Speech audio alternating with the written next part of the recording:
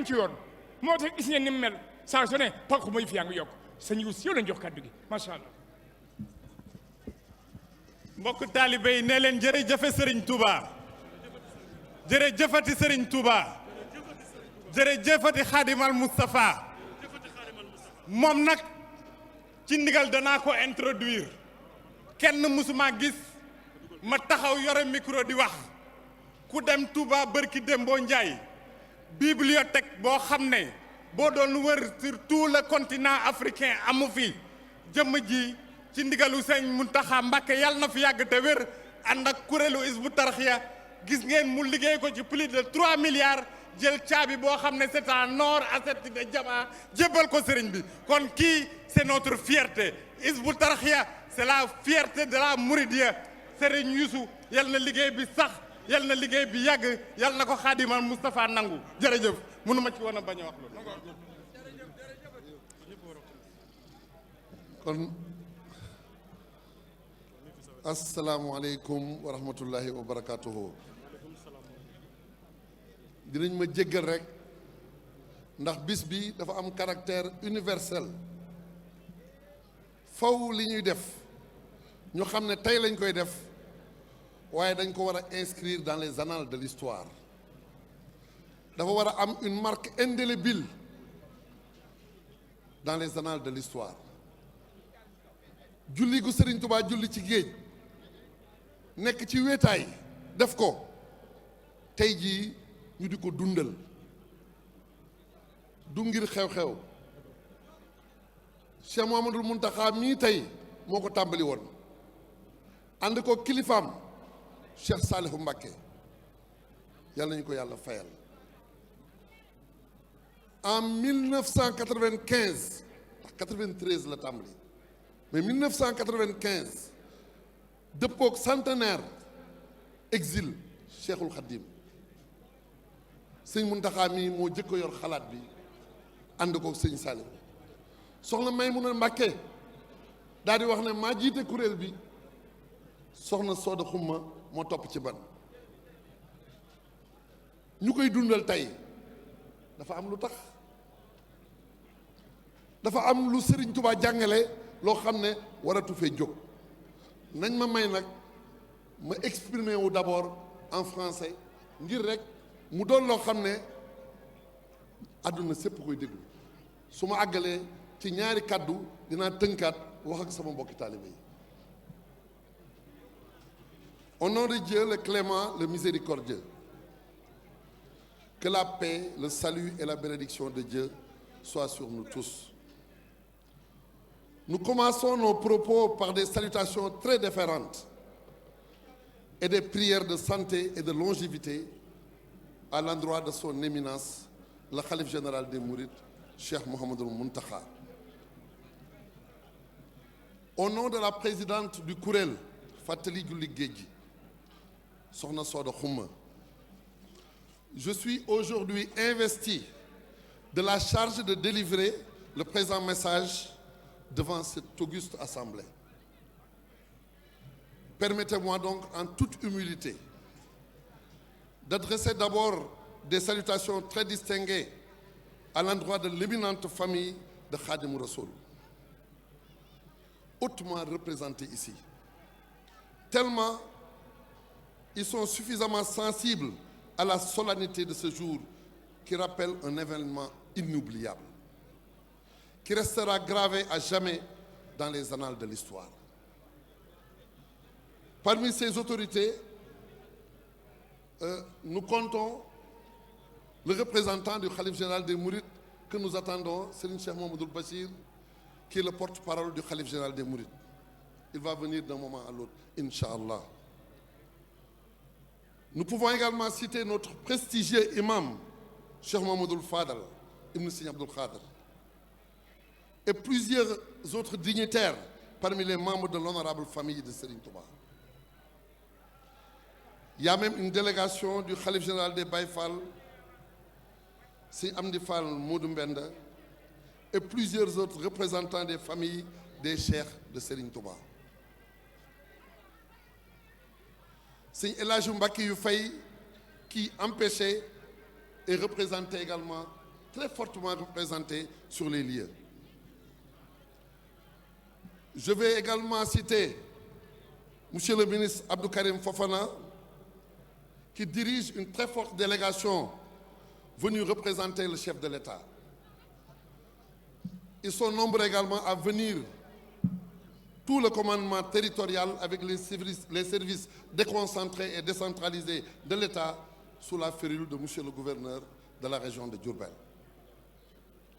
Les autorités municipales des communes de Yoff, des Parcelles Assainies, bref, de toute la ville de Dakar sont ainsi représentées. Les autorités religieuses ici présentes, les chefs coutumiers, les notables de la ville de Dakar, les confrères musulmans, les frères condisciples mourides en général et surtout les daïra et kuréel de Khassaïd, hommes et femmes qui se sont tous mobilisés pour donner tout l'éclat et la réussite qui marquent cette célébration. À l'entame de notre propos, permettez-moi de revenir sur le sens et la portée historique de cet événement qui doit en vérité être considéré comme un héritage culturel prestigieux. Un flambeau lumineux qui doit servir de repère à toute une génération et un legs historique pour les générations futures. La prière très mémorable de Khadim Rassoul sur l'océan Atlantique le 21 septembre 1895 fut certes un événement inédit, un fait authentiquement rapporté dans les sources documentaires les plus crédibles en milieu mouride, un fait rarissime dans les annales de l'histoire ou dans les récits des prodiges des hommes de Dieu. Cependant, ce sur quoi il convient de méditer, c'est le sens et la portée que le Cheikh lui-même donne à ce fait prodigieux. Faman yulqini fil bahri rawman li ghurbati fali min ilahi rawdu fi kulli aylan. Celui qui m'a jeté en mer dans les seuls desseins de me nuire, qu'il sache que j'ai obtenu quant à moi de mon Seigneur un assujettissement de tout l'univers et de tous les océans. Dans son carnet de voyage intitulé Jazaou Shakour Atouf, la récompense du plus digne de reconnaissance, Cheikhoul Khadim ne relate pas cette prière sur l'océan pour exhiber un miracle. Non. Au contraire, tout au long de l'ouvrage, il insiste uniquement sur l'exaltation de la grandeur de Dieu, le dominateur, celui qui peut dompter les cieux et la terre au profit de ses adorateurs. Au regard de cet enseignement plein de sagesse, nous pouvons comprendre que la valeur la plus sûre et la plus manifeste que notre vénéré cheikh a voulu faire retenir à la postérité reste uniquement sa soumission totale à Dieu, son obéissance inconditionnelle à Dieu et son intransigeance dans le respect des recommandations divines. Aujourd'hui, il y a une ruée spectaculaire de toute une génération vers Khadim Rassoul, ce libérateur, revivificateur exceptionnel de l'islam. Mais aujourd'hui, nous allons nous intéresser à la place qui revient aux femmes de ce pays, d'abord.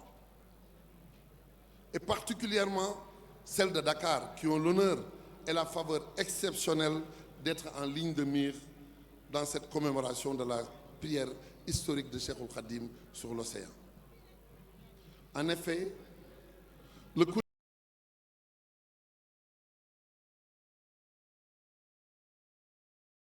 de cette prière mémorable depuis 1995 sur l'initiative de Cheikh Mouhamadoul Mountakha lui-même, avec la bénédiction de Serigne Saliou, a connu dès les premières heures l'engagement et la détermination constante d'une élite féminine, très dynamique et aux actions tout à fait méritoires.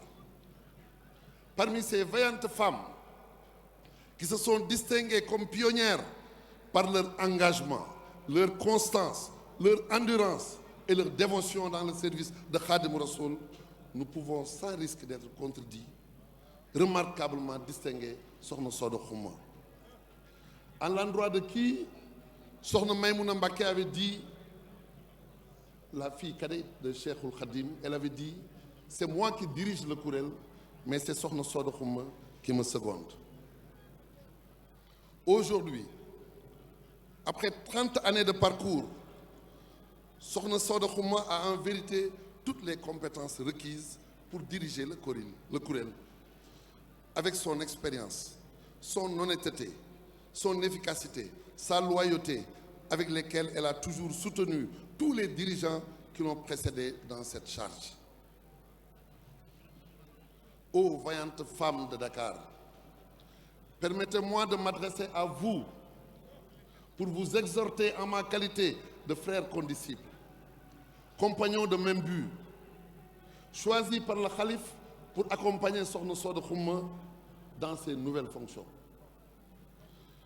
Je réitère que la primauté n'est pas l'apanage des hommes. Vous pouvez bel et bien surpasser vos pairs par l'effort dans la quête du savoir, la pratique de la religion et l'assimilation des valeurs léguées par notre vénéré cheikh. Il est vrai que le monde d'aujourd'hui est envahi par des menaces et des agressions de tout genre, mais cramponnez-vous aux enseignements légués par votre modèle, Sokhna Diaratullah Mariama Bousso. Sa mission sur terre, qui est de 33 années, a ressuscité toutes les valeurs incarnées par la lignée des prestigieuses femmes de l'islam. Chasser toujours avec la dernière énergie les démons de la division qui vous affaiblissent et vous éloignent de l'agrément de Dieu. Permettez-moi aussi aux valeureuses femmes de Dakar et du Sénégal tout entier de vous rappeler quelques principes intangibles dans l'islam qui doivent retenir toute votre attention pour réussir l'éducation de vos enfants et pour marquer plus que jamais votre adhésion à la cause qui avait valu à notre vénéré cheikh d'être exilé. Vous êtes la première école pour bâtir une société juste, équilibrée et harmonieuse. Puisse Dieu vous soutenir dans cette mission très noble par la bénédiction de Khadim Rassoul. Une mère doit d'abord être un modèle, car elle constitue la première école qui accueille l'enfant dès le bas âge. Avant de conclure, permettez-moi aussi de me tourner vers cette jeunesse de mon pays.